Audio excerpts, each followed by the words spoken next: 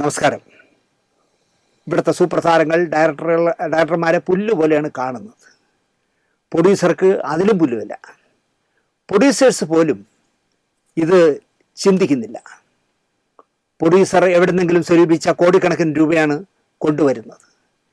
1400 തിയേറ്ററുകൾ ഉണ്ടായിരുന്ന കേരളത്തിൽ ഇപ്പോൾ 800 തിയേറ്ററുകളേ ഉള്ളൂ. അപ്പോഴും 5 കോടിയുടെ പടങ്ങളാണ് ഇവിടെ എടുക്കുന്നത്. തിലകൻ ഇല്ലെങ്കിലും നിങ്ങളോട് ഞാൻ പറയാം, ഇപ്പോൾ 870 തിയേറ്ററുകളാണ് കേരളത്തിലുള്ളത്. ഏറ്റവും കുറഞ്ഞ 130 രൂപ ടിക്കറ്റ് തുടങ്ങി 500-600 രൂപ വരെ ടിക്കറ്റിന് വാങ്ങുന്നുണ്ട്. ഐമാക്സിലൊക്കെ ആണെങ്കിൽ 1200 രൂപ വരെയാണ് പടത്തിൻ്റെ അവർ ചിലവാക്കിയെടുക്കുന്ന പടത്തിൻ്റെ തോതനുസരിച്ചാണ് പൈസ കൂട്ടുന്നത്. 1200 രൂപ ഒരു സിനിമയ്ക്ക് ഒരു ഷോ കാണാൻ വാങ്ങുന്നുണ്ട്. അപ്പോൾ ഈ തിലകൻ പറഞ്ഞതിൽ പകുതി പോലും സത്യമല്ല. ഇവിടെ അദ്ദേഹം പേര് പറയാത്ത സൂപ്പർ താരം ദിലീപാണ്. അദ്ദേഹം പേര് പറയാത്ത സംവിധായകൻ തുളസിദാസാണ്. തുളസിദാസിൻ്റെ ഒരു സിനിമ, നിരവധി സിനിമ ദിലീപ് ചെയ്തിട്ടുണ്ടല്ലോ. ഒരു പുതിയ ഡേറ്റ് വാങ്ങി തുളസിദാസ്. അതിൻ്റെ നിർമ്മാതാവിൽ നിന്ന് ഇയാൾ 40 ലക്ഷം രൂപ വാങ്ങി എന്നുള്ളതാണ്. പക്ഷെ എന്ത് പറ്റിയെന്ന് കേട്ടാൽ, മാസങ്ങൾക്ക് മുമ്പ് അഡ്വാൻസ് വാങ്ങിച്ചു. പക്ഷേ പടം തുടങ്ങാറായപ്പോൾ ദിലീപിൻ്റെ ഒരു 3-4 പടം പടപടപടാന്ന് പൊട്ടി. അതിനേക്കാൾ ദയനീയമായി മോഹൻലാലിനെ വെച്ചെടുത്തിട്ട് പോലും തുളസിദാസിൻ്റെ പടവും പൊട്ടി. അപ്പോൾ തുളസിദാസിനോടും ദിലീപ് പറഞ്ഞു, നമ്മുടെ രണ്ടുപേരുടെയും നിലനിൽപ്പിൻ്റെ പ്രശ്നമാണ്. ഞാൻ 1-2 പ്രശസ്തരായ ആളുകളുടെ സിനിമ ചെയ്തൊന്ന് വിജയിപ്പിച്ചിട്ട് നമുക്ക് ഈ സിനിമ ചെയ്യാം. അപ്പോൾ തുളസിദാസിന് അത് പറ്റില്ല. എനിക്ക് ഈ പറഞ്ഞ ഡേറ്റ് തന്നെ ചെയ്യണമെന്നായി പുള്ളി. അങ്ങനെയാണെങ്കിൽ നിങ്ങൾ എന്നെ ഒഴിവാക്കൂ. അപ്പോൾ പ്രൊഡ്യൂസറോട് പറഞ്ഞു, തുളസിദാസ് ഇങ്ങനെ വാശി പിടിക്കുകയാണെങ്കിൽ എനിക്ക് ചെയ്യാൻ പറ്റില്ല. അങ്ങനെയാണെങ്കിൽ നിങ്ങൾ വേറൊരു കഥയും വേറൊരു സംവിധായകനെയും കണ്ടെത്തിക്കൊള്ളൂ എന്ന് പ്രൊഡ്യൂസറോട് പറയുകയും അദ്ദേഹം സമ്മതിക്കുകയും അദ്ദേഹം ദീപു കരുണാകരനെ വെച്ച് ദിലീപിനെ വെച്ച് നായകനാക്കി സിനിമ എടുക്കുകയും ചെയ്തു. ഇതൊക്കെ തിലകൻ ഒളിച്ചു വയ്ക്കുകയാണ്. സ്പീഡെന്നോ എന്തോ പറഞ്ഞൊരു പടത്തിൽ സ്പോർട്സ് താരമായിട്ട് ദിലീപ് തിരുവനന്തപുരത്ത് അഭിനയിക്കുകയാണ്. ഈ സിനിമാ താരങ്ങൾ എന്ന് പറയുമ്പോൾ ശരീരമൊന്നും അനക്കൂല്ലോ. മുട്ടം വെയിലത്ത് കിടന്ന് ഓടി അയാളുടെ മസിൽ എന്തോ കയറി പിടിച്ചു കാലിൽ. അങ്ങനെ അയാളെ 2 പേരുടെ സഹായത്തോടെ കൊണ്ടുവന്ന് കസേരയിലിരുത്തി വേറൊരു കസേരയിൽ കാല് വെച്ച് ടൈഗർ ബാമോ എന്തോ ഒരു ക്രീം പുരട്ടി അയാൾ ഇരിക്കുമ്പോഴാണ് തുളസിദാസ് ചെല്ലുന്നത്. അങ്ങനെയാണ് അയാൾ കസേര കൊടുത്തില്ല എന്ന് പറയുന്നത്. ഈ വിഷയം മാക്ട ഫെഡറേഷനിൽ വന്നു ഈ പരാതി. അന്ന് മാക്ട ഫെഡറേഷൻ്റെ ചെയർമാൻ എന്ന് പറഞ്ഞാൽ, ആദ്യത്തെ ചെയർമാൻ എന്ന് നിങ്ങൾക്ക് അറിയാമല്ലോ, വിഗും റോസ് പൗഡറും കണ്ണൊക്കെ വെച്ച് മലയാളത്തിൽ ഇതുപോലെ സത്യവാനായ വേറൊരു മനുഷ്യയില്ലല്ലോ. അപ്പോൾ അയാളും ദിലീപുമായിട്ട് ഉടക്കുണ്ട്. ദിലീപ് അയാൾക്ക് നിരന്തരം ഡേറ്റ് കൊടുത്തിരുന്നതാണ്. പക്ഷേ എന്തോ എവിടെ വെച്ച് അവർ തെറ്റി. യവനിട്ടൊരു പണി കൊടുക്കണമെന്ന് പ്ലാൻ ചെയ്തിരിക്കുകയായിരുന്നു ഈ പറയുന്ന നേതാവ്. അപ്പോഴാണ് തുളസിദാസ് ചെന്ന് ചാടി കൊടുത്തത്. നിന്നൊക്കെ ഡേറ്റ് ഞാൻ വാങ്ങിത്തരും, അല്ലെങ്കിൽ പിന്നെ ഞാൻ എന്തിനാ ഈ സംഘടനയുടെ തലപ്പത്തിരിക്കുന്നതെന്നൊക്കെ പറഞ്ഞ് പുള്ളി പ്രശ്നം ഉണ്ടാക്കി. അങ്ങനെ ദിലീപിൻ്റെ ഒരു പടത്തിലും ഇനി അയാൾ അഭിനയിക്കേണ്ട, ഇയാളുടെ പടത്തിൽ അഭിനയിക്കേണ്ട എന്ന് ഏകപക്ഷീയമായി അയാൾ തീരുമാനമെടുത്തു. അത് വലിയ വിവാദമായി. അങ്ങനെ മാക്ട ഫെഡറേഷൻ്റെ ആദ്യത്തെ ഇലക്ഷനിൽ ജയിച്ച, ഏറ്റവും കൂടുതൽ വോട്ട് വാങ്ങി ജയിച്ചവരിൽ 2 പേരിൽ ഒരാൾ ഞാനാണ്. കമലും ജോസ് തോമസും ഒക്കെ തോറ്റ ഇലക്ഷനാണ്. K മധുവാണ് president. അപ്പം ഞങ്ങളെല്ലാം എക്സിക്യൂട്ടീവിൽ പങ്കെടുത്തു. ഈ തുളസിദാസിനെയും വിളിച്ചു വരുത്തി. ആ എക്സിക്യൂട്ടീവിൽ ജയിച്ചു വന്ന എക്സിക്യൂട്ടീവ് മെമ്പർമാരിൽ ഒരാൾ ജോണി ആൻ്റണിയാണ്. പിന്നെ ഒരാളൂടെ ഉണ്ടായിരുന്നു. ഇവർ 2 പേരും തുളസിദാസിൻ്റെ ശിഷ്യന്മാരാണ്. എക്സിക്യൂട്ടീവ് കമ്മിറ്റി ഒരു തീരുമാനമെടുത്തു. തുളസിദാസിൻ്റെ ശിഷ്യന്മാരായ ഇവർ 2 പേരും കൂടെ പോയി തുളസിദാസിനോട് സംസാരിച്ച് ഈ വർഷം ഡിസംബറിനുള്ളിൽ തന്നെ ദിലീപ് ഒരു ഡേറ്റ് കൊടുക്കണം, കഥ വേണമെങ്കിൽ അവർ മാറ്റും എന്ന് തീരുമാനിക്കാൻ ഇവരെ ചുമതലപ്പെടുത്തി. ഇതൊരിക്കലും ഈ വിഗും റോസ് പൗഡറൊക്കെ വെച്ചിരിക്കുന്ന കൊള്ളക്കാരൻ അറിഞ്ഞില്ല ഇങ്ങനൊരു തീരുമാനം വരുമെന്ന്. അങ്ങനെ തീരുമാനിച്ചു. ഈ ഡിസംബറിനുള്ളിൽ തുളസിദാസിന് സമ്മതം. തുളസിദാസൊക്കെ ചിലപ്പോൾ ഇപ്പോൾ മാറ്റി പറയുമായിരിക്കും. ഞാൻ സത്യസന്ധമായി പറയുകയാണ്. പിന്നെ മിനിറ്റ്സ് ഒന്നും നോക്കാക്കില്ല, കാരണം അതെല്ലാം അയാളുടെ കസ്റ്റഡിയിലല്ല, ആ സംഘടന പൊളിഞ്ഞു പോയല്ല. ഒപ്പം ഒരു കാര്യം കൂടെ എടുത്തു. ഇന്ന് വൈകുന്നേരം നടക്കുന്ന ഭാരത് ടൂറിസ്റ്റ് ഹോമിൽ BTHൽ നടക്കുന്ന ജനറൽ ബോഡിയിൽ തുളസിദാസിനെ കൊണ്ട് സംസാരിപ്പിക്കരുത്, നമ്മൾ ഈ വിഷയം ഡിസംബറിന് മുമ്പ് ദിലീപിൻ്റെ ഡേറ്റ് വാങ്ങിക്കൊടുക്കാൻ തീരുമാനിച്ചു എന്നുള്ളത് മാത്രമേ ജനറൽ ബോഡിയിൽ അറിയിക്കാവൂ. സമ്മതം, എല്ലാവർക്കും സമ്മതം. മീറ്റിംഗ് കഴിഞ്ഞു. ആഹാരം കഴിക്കാനായി എല്ലാവരും പുറത്തേക്ക് വന്നപ്പോൾ ഈ വിഗും റോസ് പൗഡറും ഒക്കെ ഇട്ട നേതാവ് അയാളുടെ ബെൻസ് കാറിൽ തുളസിദാസിനെ കൂടെ കയറ്റിക്കൊണ്ടേ ഉണ്ണാൻ. ഞാൻ സത്യമായിട്ട് പറയുകയാണ്, ഈ പറയുന്ന നേതാവിൻ്റെ പാനലിൽ മത്സരിച്ച് ജയിച്ച ഒരു എക്സിക്യൂട്ടീവ് കമ്മിറ്റി മെമ്പർ എന്നോട് പറയാണ്, ശാന്തികളെ വൈകുന്നേരത്തെ മീറ്റിംഗ് കുളമാവും, അതിൻ്റെ സൂചനയാണ് തുളസിയെ അയാൾ കൊണ്ടുപോയത്. തിരിച്ചു വരുന്നത് നോക്കിയോ, ആ യോഗത്തിൽ തുളസിദാസിനെ കൊണ്ട് പ്രസംഗിപ്പിച്ച് ദിലീപിനെ പൂട്ടും. ഞങ്ങൾക്ക് അങ്ങനെ ചെയ്യും. നമ്മൾ എക്സിക്യൂട്ടീവ് എടുത്ത് തീരുമാനിച്ചത്. എക്സിക്യൂട്ടീവ് നിങ്ങളെന്താ പറയണത്? അയാൾ ജീവിതത്തിൽ സത്യസന്ധത ഇല്ലാത്തതല്ലേ. അയാൾ ഇതും ചെയ്യും, ഇതിൻ്റെ അപ്പുറം ചെയ്യും. ഞങ്ങളെല്ലാം പോയി ഊണൊക്കെ കഴിച്ചു വന്നു. വൈകുന്നേരം BTH-ലെത്തി 4 മണിക്ക്. ഇഷ്ടംപോലെ ആളുണ്ടേ. ഇയാളെല്ലാ കിങ്കരന്മാരെയും വിളിച്ചു കൂട്ടിയിരിക്കുക. യോഗം തുടങ്ങി. ഈശ്വര പ്രാർത്ഥന കഴിഞ്ഞുടൻ ഇദ്ദേഹം കഴിച്ച് കണ്ണൊക്കെ കറക്കിയിട്ട് പറഞ്ഞു, കുഞ്ഞുങ്ങളെ, നമ്മുടെ അന്തസ്സിനെ ഹനിക്കുന്ന താരങ്ങളുടെ അപ്രമാദിത്വം അവസാനിപ്പിക്കണം. അതിന് പറ്റിയ ഒരു നല്ല അവസരമാണ് കിട്ടിയിരിക്കുന്നത്. തുളസിദാസിനോട് പറഞ്ഞ ഡേറ്റ് മാറ്റി. നിർമ്മാതാവിനോട് വേണമെങ്കിൽ വേറൊരു കഥയും വേറൊരു സംവിധായകനും വെച്ചോളൂ, ഞാൻ ഡേറ്റ് തരാമെന്ന് ദിലീപ് പറഞ്ഞിരിക്കുകയാണ്. അത് പള്ളിയിൽ പോയി പറഞ്ഞാൽ മതി, നമ്മൾ അവനെ പൂട്ടിയിരിക്കും, അവൻ ഇനി ക്യാമറയുടെ മുന്നിൽ നിൽക്കണ്ട എന്നൊക്കെ പറഞ്ഞ് പുള്ളി കുറേ ഡയലോഗ് അടിച്ചു. ഏതായാലും ആദ്യം തുളസി സംസാരിക്കട്ടെ. ഞാൻ ഞെട്ടിപ്പോയി. ഉച്ചയ്ക്കെടുത്ത തീരുമാനത്തിന് നേരെ വയലേറ്റ് ചെയ്യണേ. തുളസിദാസ് മൈക്കിൻ്റെ മുന്നിൽ വന്നിട്ട് അങ്ങോട്ട് കഥ പറയാൻ തുടങ്ങി. ഞാൻ സിനിമ കൊണ്ട് ജീവിക്കുന്ന ആളാണ്. എന്നെ ദ്രോഹിച്ചു ദിലീപ്. അയാളുടെ പടം ഓടുന്നില്ല, എൻ്റെ പടം ഓടുന്നില്ല, അതുകൊണ്ട് ഓടുന്ന ഒരു പടം വന്നോട്ടെ, അത് കഴിഞ്ഞ് ചെയ്യാമെന്നാണ് അയാൾ പറയുന്നത്. ഇന്ന് എക്സിക്യൂട്ടീവ് യോഗം നടക്കുന്നിടത്ത് വെച്ച് തിരുവനന്തപുരത്തുള്ള എൻ്റെ അനുജനെ പോലെ ഞാൻ കാണുന്ന ഒരു സംവിധായകൻ എന്നോട് ചോദിക്കുകയാണ്, നിങ്ങൾക്ക് നാണമില്ലേ? ദിലീപ് ഡേറ്റ് തന്നില്ലെങ്കിൽ പോടാ പുല്ലേ എന്ന് പറഞ്ഞിട്ട് നിങ്ങൾ സീരിയൽ ചെയ്ത് ജീവിക്കണ്ടേ? എന്തിനാണ് ഈ താരങ്ങളുടെ കാല പിടിക്കുന്നത്? ഞാൻ ചെന്ന് കസേരയ്ക്ക് വേണ്ടി ചെന്നപ്പോൾ എനിക്ക് കസേര തന്നില്ല എന്ന് പറഞ്ഞതിൻ്റെ പേരിൽ ഹോട്ടൽ മുറിയിൽ ചെന്നല്ലേ ഈ താരങ്ങളെയൊക്കെ കാണാൻ? താൻ എന്തിനാണ് ഷൂട്ടിംഗ് നടക്കുന്നിടത്ത് പോയി ദിലീപിനെ കാണാൻ പോയോണ്ടല്ലേ കസേര തരാത്തത് എന്ന് പറഞ്ഞ് എന്തിനാണ് ഈ സംവിധായകരെയൊക്കെ നാറ്റുന്നത് എന്നൊക്കെ ചോദിച്ചു. എനിക്ക് ജീവിക്കണം സാർ, എനിക്ക് സിനിമ മാത്രമേ ഉള്ളൂ സാർ, എനിക്ക് ദിലീപിൻ്റെ ഡേറ്റ് കിട്ടിയേ പറ്റുള്ളൂ സാർ, അല്ലെങ്കിൽ ഞാൻ ആത്മഹത്യ ചെയ്യും സാർ എന്നൊക്കെ പറഞ്ഞ് ഈ തുളസിദാസ് ഒരു ഉഗ്രം പ്രകടനം.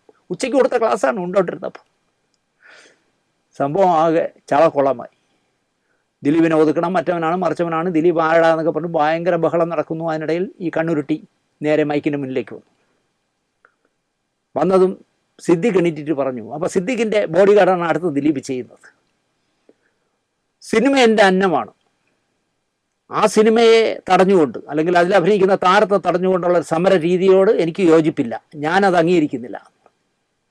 എടുത്ത വായിലെ അതാണ് സമയദോഷം എന്ന് പറയുന്നത്.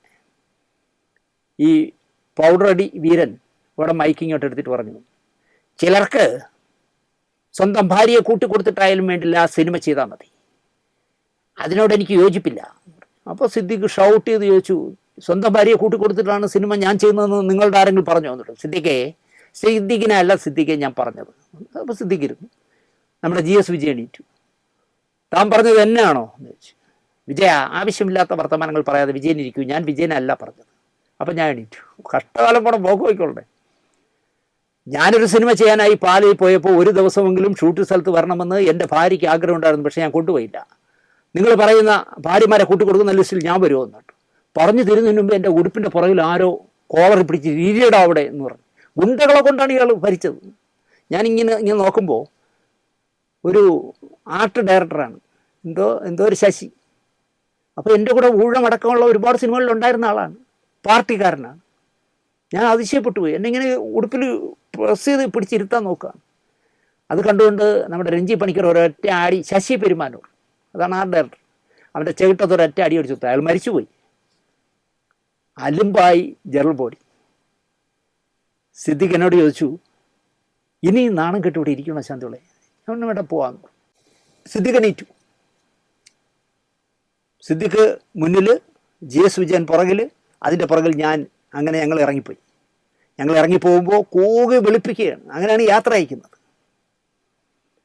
എനിക്ക് ഇപ്പോഴും ആലോചിക്കുമ്പോൾ രസം എന്താണെന്ന് ചോദിച്ചാൽ, ഞങ്ങളെ കൂകി വെളുപ്പിച്ച് പുറത്തേക്ക് വിടുമ്പോൾ ഇപ്പോൾ ഫെഫ്കയുടെ നേതാവായി ബൗദ്ധികമായ തലത്തിൽ സംസാരിക്കുകയും മോഹൻലാലിൻ്റെയും മമ്മൂട്ടിയുടെയും പടം നിരന്തരമായി ഫെഫ്കയുടെ പേര് പറഞ്ഞ് ചെയ്യുന്നല്ലോ ഒരു നേതാവ്. അയാളൊക്കെ അന്ന് ഈ പറയുന്ന വിഗ് വെച്ച് നടക്കുന്നവൻ്റെ ബി ടീം കളിച്ച് കൂടെ ഇരിക്കുന്നവനാണ്, എല്ലാ പോക്കരത്തിൽ നിന്നും കൂട്ടു നിന്നിട്ട്. അതുപോലെ മലയാള സിനിമയിലെ തലതൊട്ട വലിയ സംവിധായകരും തിരക്കഥാകൃത്തുക്കളും ഒക്കെ അവിടെ ഇരിക്കുകയാണ്. ഇയാളെ പേടിയാണ്, ഈ നേതാവിനെ പേടിയാണ്. ഞങ്ങൾ താഴെ ഇറങ്ങി, ലിഫ്റ്റിൽ താഴെ ഇറങ്ങി പോകാനായിട്ട് 3 പേരും 3 വഴിക്ക് പിരിയാൻ പോകാൻ നേരത്ത് സിദ്ദിഖ് കണ്ണിങ്ങനെ നിറഞ്ഞിങ്ങനെ തുളുമ്പി വീണിട്ട് എൻ്റെ ചോദിച്ചു, എന്നോട് പറഞ്ഞു, ഈ നന്ദി ഞാൻ ഒരിക്കലും മറക്കില്ല ദിനേശ്. ഞാൻ പറഞ്ഞു, എനിക്കതിൻ്റെ ആവശ്യമൊന്നുമില്ല, നമ്മൾ സംഘടനയ്ക്ക് വേണ്ടിയല്ലേ എന്ന് പറഞ്ഞ് ഞങ്ങൾ പിരിഞ്ഞു. നിങ്ങൾ ആലോചിച്ച് നോക്കൂ, ആ GS വിജയൻ അടക്കം ഇപ്പോൾ ഈ ഫെഫ്കയുടെ ബൗദ്ധിക നേതാവിൻ്റെ കൂടെ നടക്കുകയാണ്, എന്നെ ശത്രുവായിട്ട് പ്രഖ്യാപിച്ചിട്ട്. എനിക്കതിൽ പുല്ല് വിലയുള്ളൂ, ഞാനതൊന്നും വകവയ്ക്കുന്ന ആളല്ല. അങ്ങനെയാണ് പിരിയുന്നത്. പിറ്റേ ദിവസം രാവിലെ കേൾക്കുന്ന വാർത്ത, മാക്ട ഫെഡറേഷനിൽ നിന്നും രഞ്ജിത്ത് രാജിവെച്ചു. അന്ന് രഞ്ജിത്ത് പ്രതാപത്തിൽ നിൽക്കുന്ന കാല, പൊന്നു വിലയുള്ള തിരക്കഥ എഴുതുന്ന കാല. രഞ്ജിത്ത് രാജിവെച്ചു എന്നുള്ളത് വലിയ വാർത്തയായി. TV യിൽ പടപടപടപടാന്ന് ഓരോരുത്തരായിട്ട് രാജിവെച്ചു. മാക്ട ഫെഡറേഷൻ എന്ന് പറഞ്ഞതിനെ കുഴിച്ചു മൂടി ഫെഫ്ക നിലവിൽ വന്നു. ഇതാണ് യാഥാർത്ഥ്യം. പക്ഷേ അത്തരം കാര്യങ്ങളല്ലല്ലോ ഇപ്പോൾ തിലകൻ ചേട്ടൻ അടക്കം പറയുന്നത്. വീണ്ടും തിലകൻ ചേട്ടൻ പറയുകയാണ്, സംവിധായകൻ ഇരിക്കാതിരിക്കാൻ വേണ്ടി കസേരയിൽ കാൽവെച്ച സൂപ്പർ താരങ്ങളുള്ള കേരളത്തിൽ എന്തുകൊണ്ട് സംവിധായകർക്ക് നട്ടലില്ലാതായി? കല്ല് വെച്ച നുണയാണ് തിലകൻ ചേട്ടനോട് ആരോ പറഞ്ഞു കൊടുത്തത്. അപ്പോൾ സംവിധായകൻ അല്ല, ഈ ചോദ്യം ചോദിച്ചത് സംവിധായകന് ഇരിക്കാതിരിക്കാൻ വേണ്ടി കസേരയിൽ കാൽവെച്ച സൂപ്പർ താരങ്ങളുള്ള കേരളത്തിൽ എന്തുകൊണ്ട് സംവിധായകർക്ക് നട്ടലില്ല എന്ന് ചോദിച്ചത് അജന്താലയമാണ്. അപ്പോൾ തിലകൻ ചേട്ടൻ പറഞ്ഞത്, സംവിധായകൻ നട്ടല് ഉയർത്തി കാണിച്ചാൽ പിന്നെ അവൻ സംവിധാനം ചെയ്യില്ല. ഞാൻ നട്ടല് കാണിച്ചതുകൊണ്ടാണല്ലോ 2 പടങ്ങളിൽ നിന്ന് എന്നെ പുറത്താക്കിയത്. എല്ലാ പ്രേക്ഷകർക്കും ചാനലുകാർക്കും ഇതറിയാം. ഞാനൊരു സംവിധായകൻ്റെ പടത്തിൽ അഭിനയിച്ചു എന്ന ഒറ്റ കാരണത്താലാണ് എന്നെ പുറത്താക്കിയത്. ഈ വിഗും റോസ് പൗഡറും സംവിധായകൻ്റെ പടത്തിൽ അഭിനയിച്ചുകൊണ്ട് പുറത്താക്കിയെന്ന് പറഞ്ഞാൽ അല്ല, 100% അല്ല. തിലകൻ ചേട്ടൻ മരിച്ചു പോയെങ്കിലും കള്ളമാറ്റല്ലേ പറയാൻ പറ്റൂ. ആ സംവിധായകനാണ് 40 ലക്ഷം അഡ്വാൻസ് കൊടുത്ത പ്രൊഡ്യൂസർക്കും സംവിധായകനും അനുകൂലമായി സംസാരിച്ച ഏക വ്യക്തി. മാക്ട സംഘടനയിൽ ഇരിക്കുമ്പോൾ ഇതിൻ്റെ പേരിലാണ് സ്പ്ലിറ്റ് ആയത്. അങ്ങനെ മാക്ടയും ഫെഫ്കയുമായി. മാക്ട അല്ല സ്പ്ലിറ്റ് ആയത് എന്ന് തിലകൻ ചേട്ടൻ ആരും പറഞ്ഞു കൊടുത്ത് കാണില്ല. മാക്ട ഫെഡറേഷൻ എന്ന 1 മാൻ ഷോ ട്രേഡ് യൂണിയനാണ് കട്ടയും പടവും മടക്കിയതും ഫെഫ്ക ഉണ്ടായത്. അത് തിലകൻ ചേട്ടൻ അറിയില്ല. എല്ലാവരും ഈ മാക്ട എന്ന് പറയാം. മാക്ട അല്ല, മാക്ട ഫെഡറേഷൻ്റെ കട്ടയും പടമാണ് മടക്കിയത്. ഫെഫ്ക രൂപം കൊണ്ട കാലത്ത് ഒരു മെഗാസ്റ്റാർ പറഞ്ഞു, ഞങ്ങൾ ഫെഫ്കയുടെ കൂടെയാണെന്ന്, ഒരു ശക്തിക്കും ഞങ്ങളെ തകർക്കാൻ പറ്റില്ലെന്ന്. ഞാൻ പറഞ്ഞതിൽ നിന്നും എല്ലാ കാര്യങ്ങളും വ്യക്തമല്ലേ? എൻ്റെ പൊന്ന തിലകൻ ചേട്ടാ, ഇപ്പോൾ സിനിമയിൽ എന്ത് ശാന്തതയുണ്ടെന്ന്. ഫെഫ്കയും ട്രേഡ് യൂണിയനുകളുടെ കോൺഫെഡറേഷനായ ഫെഫ്കയും അമ്മയും പ്രൊഡ്യൂസേഴ്സും ഒന്നിച്ച് നിൽക്കുന്നതുകൊണ്ട് സിനിമാ രംഗത്ത് ഇപ്പോൾ അസ്വാരസ്യങ്ങളൊന്നുമില്ല. കൃത്യമായി ശമ്പളം കിട്ടുന്നുണ്ട്, കൃത്യമായ ടൈമുണ്ട്, എല്ലാ കാര്യങ്ങളിലും യൂണിയൻ ശ്രദ്ധിക്കുന്നു. അത് തിലകൻ ചേട്ടൻ അതൊക്കെ കാണും മുമ്പ് പോയതുകൊണ്ട് പറ്റിയ കുഴപ്പമാണ്. ഇപ്പോൾ ഒരു പ്രശ്നവുമില്ല. 3 വർഷത്തിലൊരിക്കൽ ശമ്പള വർധനവ് നടത്തുന്ന കൃത്യമായിട്ട് പ്രൊഡ്യൂസേഴ്സ്. ഇപ്പോൾ 14 മണിക്കൂറോ 15 മണിക്കൂറോ എന്തോ ദിവസവും വർക്ക് ചെയ്യുന്നതിന് പകരം 12 മണിക്കൂർ ഇനി വർക്ക് ചെയ്താൽ മതി. അങ്ങനെയൊക്കെയുള്ള നല്ല കാര്യങ്ങൾ ഫെഫ്ക ചെയ്യുന്നുണ്ട്. അതുപോലെ തന്നെ എനിക്ക് തിലകൻ ചേട്ടൻ ഉണ്ടായിരുന്നെങ്കിൽ നേരിട്ട് പറഞ്ഞേനെ ഞാൻ. ശ്രീനിവാസൻ അഭിനയിക്കുന്ന സിനിമയുടെ സെറ്റിൽ നടന്മാർ അടക്കമുള്ളവർ യാത്ര ചെയ്യുന്ന കാറിൻ്റെ ബ്രേക്ക് അഴിച്ചുവിട്ട കേസിൽ ഡ്രൈവേഴ്സ് യൂണിയൻ്റെ ഒരു നേതാവ് അകത്തായി, ബ്രേക്ക് അഴിച്ചുവിട്ടെ. ആ ഡ്രൈവറുടെ കാറിൽ ഈ 2-3 ആഴ്ച മുമ്പ് ഞാൻ യാത്ര ചെയ്തു. സംഘടനാ നേതാവ്, ബിഗ് റോസ് പൗഡറുള്ള നേതാവ് ഞങ്ങളോട് ആരോടും പറയാതെ പുറത്തുനിന്ന് ആളെ കൊണ്ടുവന്നാണ് അത് ചെയ്തത്.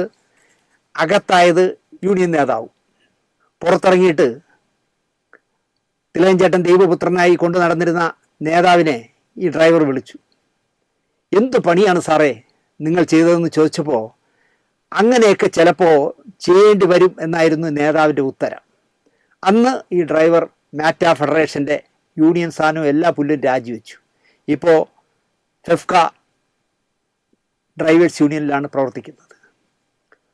ഒരു സൂപ്പർ താരം പറയുന്ന പോലെ ആയിരിക്കണം ഡയറക്റ്റ് ചെയ്യേണ്ടത്. തിലകൻ പറയുക, സൂപ്പർ താരം പറയുന്ന ആളാണ് കഥ എഴുതേണ്ടത്. അതിലഭിനയിക്കുന്ന ക്യാരക്ടേഴ്സ് സൂപ്പർ താരം പറയുന്നവരായിരിക്കണം. ചായ കൊടുക്കുന്ന പയ്യന്മാർ വരെ സൂപ്പർ താരം പറയുന്ന ആളായിരിക്കണം. അങ്ങനെയാണ് കേരളത്തിലെ നിയമം എന്നാണ് തിലകൻ ഒരു ചുക്കു അറിഞ്ഞൂടാതെ പറഞ്ഞത്. നന്ദി, നമസ്കാരം.